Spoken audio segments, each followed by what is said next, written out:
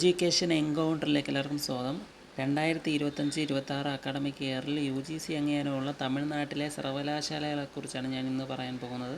ഒന്നാമതായിട്ട് വരുന്നത് അണ്ണാമലൈ യൂണിവേഴ്സിറ്റി, രണ്ടാമതായിട്ട് വരുന്നത് അണ്ണാ യൂണിവേഴ്സിറ്റി, മൂന്നാമതായിട്ട് വരുന്നത് ഭാരതിദാസൻ യൂണിവേഴ്സിറ്റി, നാലാമതായിട്ട് വരുന്നത് BR അബ്ദുൾ റഹ്മാൻ യൂണിവേഴ്സിറ്റി, അഞ്ചാമതായിട്ട് വരുന്നത് കലസലിംഗം യൂണിവേഴ്സിറ്റി, ആറാമതായിട്ട് വരുന്നത് മനോമണിയൻ സുന്ദർ യൂണിവേഴ്സിറ്റി, ഏഴാമത് തമിഴ്നാട് ഓപ്പൺ യൂണിവേഴ്സിറ്റി, എട്ടാമതായിട്ട് വരുന്നത് മദ്രാസ് യൂണിവേഴ്സിറ്റി, ഒമ്പതാമതായിട്ട് വരുന്നത് സത്യഭാമ ഇൻസ്റ്റിറ്റ്യൂട്ട്, പത്താമതായിട്ട് വരുന്നത് മദർ തെരേസ യൂണിവേഴ്സിറ്റിയാണ്, 11ാമതായിട്ട് വരുന്നത് വേൽമുരുക ഇൻസ്റ്റിറ്റ്യൂട്ട്, 12ാമതായിട്ട് വരുന്നത് academy of maritime education and training, 13ാമതായിട്ട് വരുന്നത് ഭാരതിയാർ യൂണിവേഴ്സിറ്റി, 14ാമതായിട്ട് വരുന്നത് ശ്രീ ചന്ദ്രശേഖർ യൂണിവേഴ്സിറ്റി, 15ാമതായിട്ട് വരുന്നത് പെരിയാർ യൂണിവേഴ്സിറ്റി.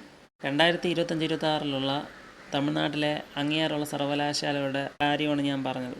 അത് ഏതൊക്കെ യൂണിവേഴ്സിറ്റികളാണ് UGC ഡെബ് വെബ്സൈറ്റിലുണ്ടെന്ന്. ഇനി നിങ്ങൾ ചെയ്യേണ്ടത്, ഞാൻ ഈ പറഞ്ഞ ഏതെങ്കിലും യൂണിവേഴ്സിറ്റിയിൽ തമിഴ്നാട്ടിൽ നിങ്ങൾ അഡ്മിഷൻ എടുക്കാൻ പോകുന്നെങ്കിൽ നിങ്ങൾ ചെയ്യേണ്ട കാര്യം എന്തെന്ന് വെച്ച് കഴിഞ്ഞാൽ UGC ഡിസ്റ്റൻസ് എഡ്യൂക്കേഷൻ ബ്യൂറോയിൽ പറഞ്ഞ സർവകലാശാലയുടെ കോഴ്സ് ഉണ്ടോ എന്ന് നോക്കുക.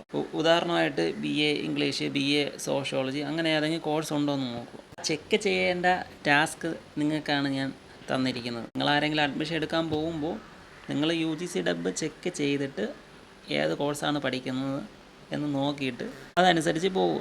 UGC ഡിസ്റ്റൻസ് എഡ്യൂക്കേഷൻ ബ്യൂറോയുടെ ലിങ്ക് ഞാൻ ഡിസ്ക്രിപ്ഷനിൽ വെച്ചിട്ടുണ്ട്, നിങ്ങൾക്ക് ആ ചെക്ക് ചെയ്ത് നോക്കാവുന്ന. ഈ ഡെബ് ലിസ്റ്റിലില്ലാത്ത ബാക്കി യൂണിവേഴ്സിറ്റികളായ കാമരാജ് യൂണിവേഴ്സിറ്റി, അളഗപ്പയൊക്കെ കാറ്റഗറി 1-ലുണ്ട്. അതിനെക്കുറിച്ച് നെക്സ്റ്റ് വീഡിയോയിൽ ഞാൻ ചെയ്യുന്നതായിരിക്കും, പാർട്ട് 2 ആയിട്ട്.